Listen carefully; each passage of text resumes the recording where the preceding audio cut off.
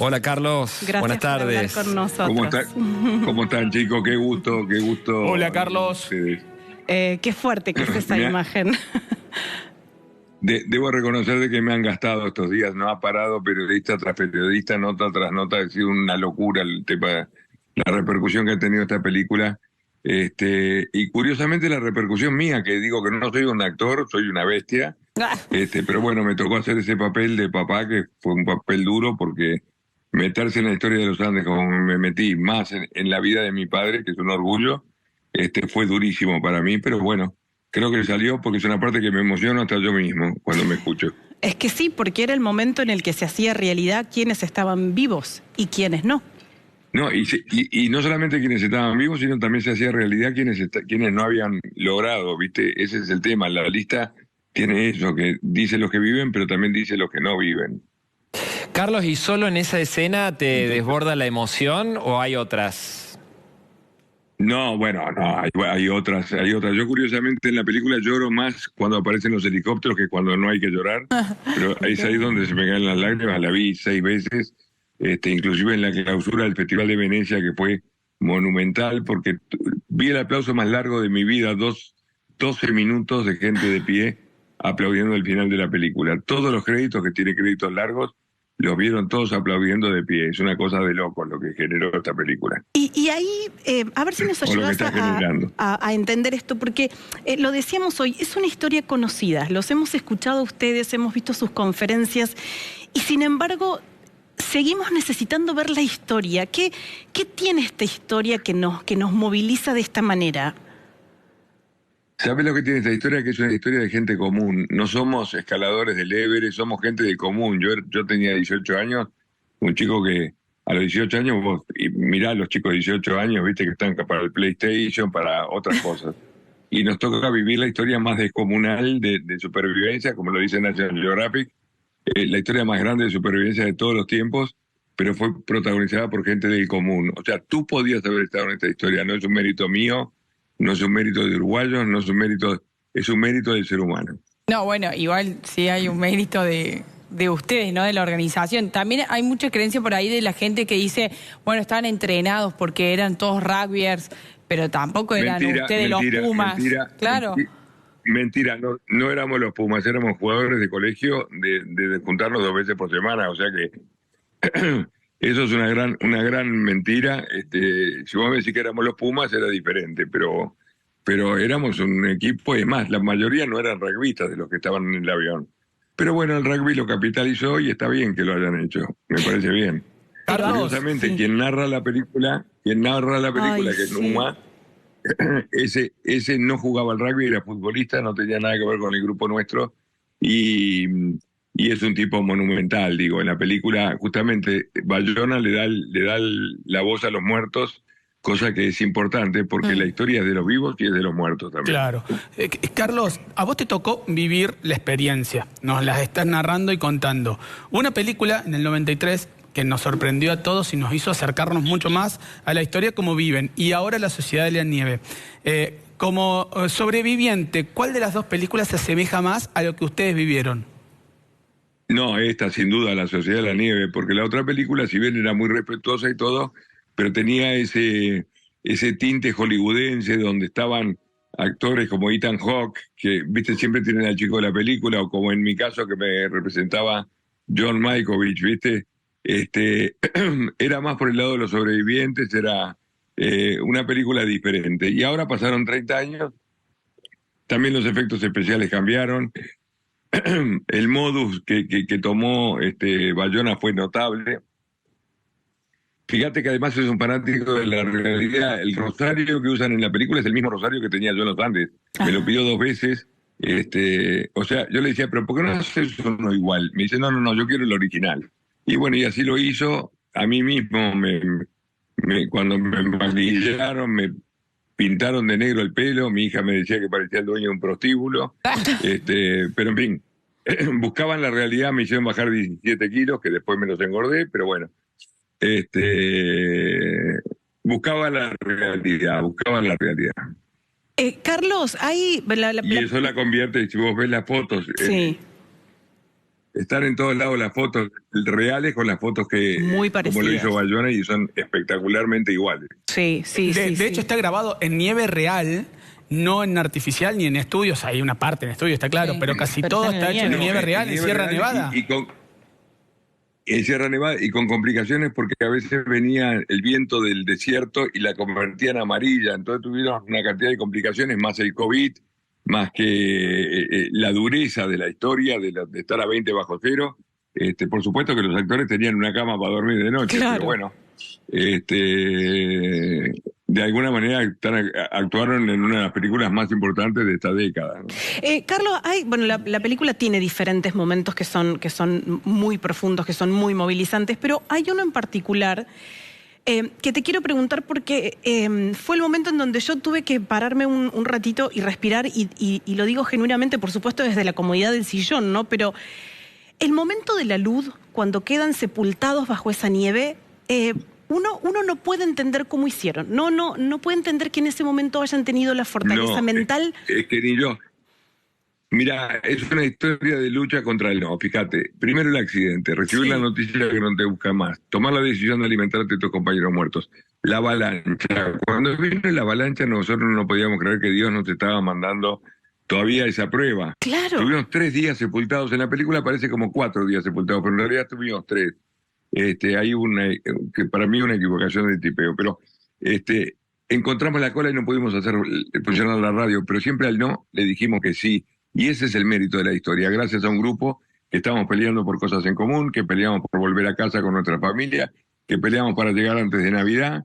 Fíjate que nosotros llegamos el 22 de diciembre, Navidad era una fecha a tope, y mi padre, cuando llegan los helicópteros, me mandó una carta con un helicóptero dibujado que decía: hola chicos, acá les mando un helicóptero como regalo de Navidad. Que fue de las cosas más lindas que me pasaron en mi vida. ¡Qué fuerte! Carlos, recién dijiste que viste la película 16 veces.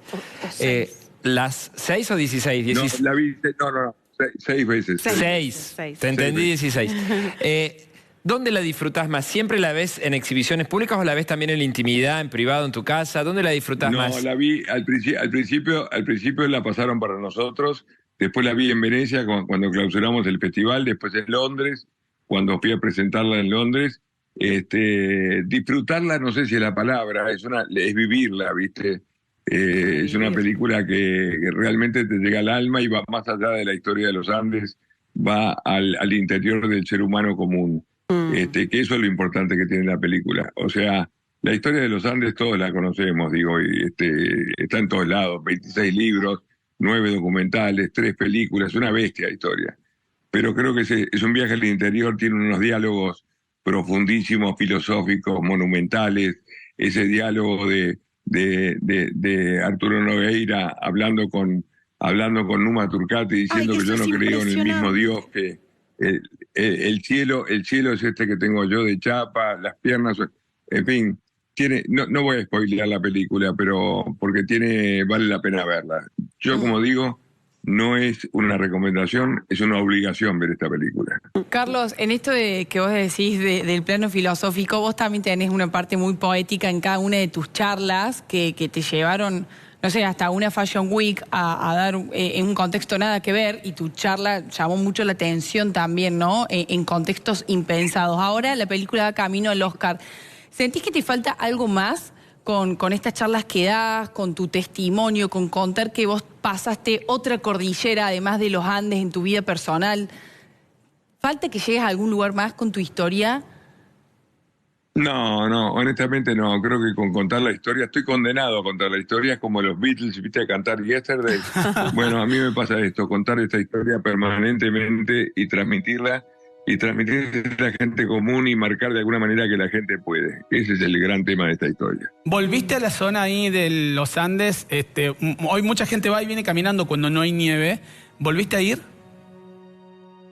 Sí, volví a ir, fui 3 veces. Una vez fuimos 11 sobrevivientes, otra vez fui con Discovery Channel y otra vez volví con mis 2 hijos y 4 nietos, y como 100 personas más en un viaje maravilloso, pero también muy doloroso, porque se respira mucho sufrimiento en el lugar que estuvimos. ¿Y vos me decís, se respira mucho sufrimiento, pero cuáles son esos recuerdos o esos momentos que te vienen cuando fuiste al mismo lugar, te generó la película? Se respira mucho sufrimiento. Se respira mucho sufrimiento porque yo tengo como mecanismo para zafar del dolor el sentido del humor. Sí. Y cuando fui al principio con los sobrevivientes, el sentido del humor yo lo tengo exacerbado y se rieron todo el tiempo. Cuando fui con Discovery Channel me pasó lo mismo, pero cuando fui con mis hijos y mis nietos no podía ser el payaso y entonces me quedé sin ese mecanismo y la verdad que fue muy doloroso para mí. En algún momento me pregunté qué estaba haciendo yo en ese momento. Además, mi nieta que tengo acá al lado, en este momento me dijo, Parker, como me dicen a mí, vivimos de todo, vivimos la ilusión del viaje, el dolor de la cabalgata, el frío de la noche y el dolor de llegar a la cruz donde están todos enterrados. La verdad es que escucharte nos genera esto que yo te digo, que es movilizante, que nos hace preguntar también, me parece, cuáles son los límites para una persona. ¿Qué te gustaría, siguiendo la idea que Manuel te preguntaba y Flor también, qué te gustaría que pase con esta historia? ¿Qué te gustaría que genere? Porque ustedes ya lo vivieron, lo tuvieron que vivir, no lo eligieron. Pero ¿qué te gustaría que nos pase como sociedad cuando vemos esta historia? Porque vos decís, es obligación como verla. Sociedad, ¿sabés lo que me gustaría? Realmente creo que lo marca claramente la unidad. La unidad. En un país dividido entre ucranianos y rusos, entre palestinos y israelíes, políticamente en la Argentina, la grieta, donde hay grieta, la historia nuestra se junta entre los que murieron y los familiares, busca la unidad. Y ese es el gran tema que transmite esta película, unidad. Y creo que con unidad se puede salir de cualquier tema. Digo, nosotros peleamos con una historia increíble, 70, ¿sabes lo que son 70 días?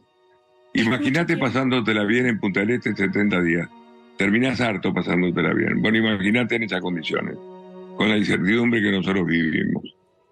Hay una imagen que todos coincidíamos en que es muy fuerte, que es el momento en el que intentan empezar a caminar a buscar otra cosa y llegan hacia una cumbre y lo que ven es la nada. Es otra vez esto que vos decís, era más montaña y más nieve y no había en el horizonte una esperanza. ¿De dónde se sacó? No había, pero ahí es donde yo marco lo que se llama la actitud, porque los dos que estaban, Parrado y Canencia, que podían haber vuelto al fuselaje donde más o menos estábamos con vida, pero ellos siguieron adelante porque pesaba sobre sus hombros o quizás en el corazón el trabajo de todos nosotros, y ellos lo hicieron en función de un enorme trabajo en equipo, y no por haber sido un equipo de rugby, porque el ser humano está diseñado para trabajar en equipo.